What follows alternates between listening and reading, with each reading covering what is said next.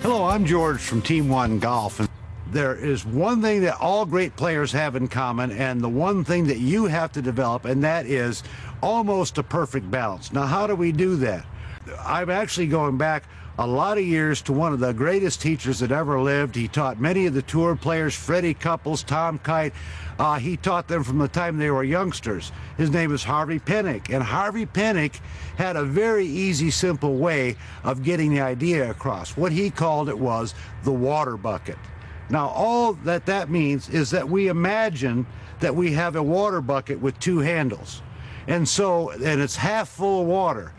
But we're going to visualize we have a two-handled water bucket. And if you had a two-handled water bucket in your hand, you would hold it like this. It's half full of water. And the idea is that you have to throw this bucket that direction towards the target without spilling the water.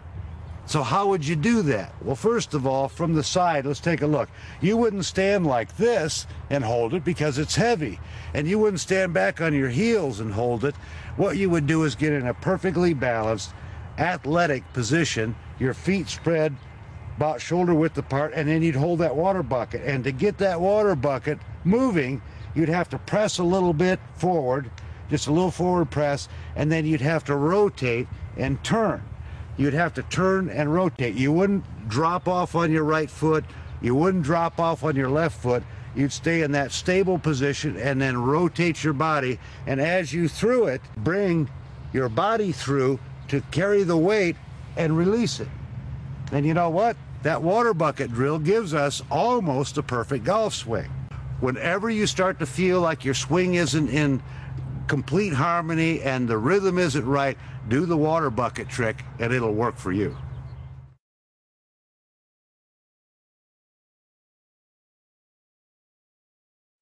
Okay, now that you've practiced your water bucket a little bit, we're going to put a club in your hands. But you know what?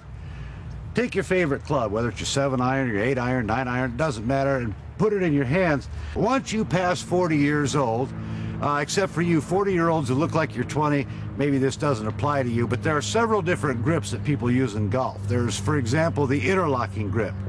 Jack Nicklaus used it. Several good players use the interlocking grip. Now remember, these are tour professionals. And then there's the overlapping or the Varden grip, which is also a grip that's commonly used. But as we get older, whether we want to admit it or not, we lose a little strength in our hands get a little arthritic, we lose a little strength in our forearms, we're not as strong. And so what happens with those grips is that things start to move and they start to flip around. And the next thing you know, we start to compensate by trying to flip the club through the ball rather than swinging. Now, you've heard of the 10-finger grip that looks like this. This is a little variation on the 10-finger grip. It's what we call the full grip.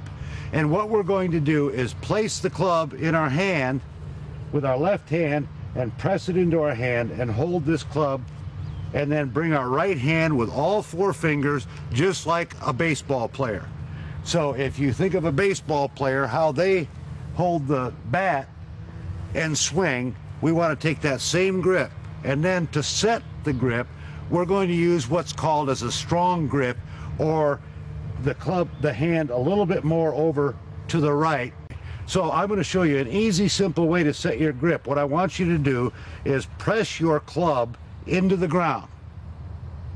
Press it into the ground behind where the ball would be, and then take your left hand and find the best position to press that club into the ground, and then take your right hand and do the same thing. Press it down into the ground behind the ball.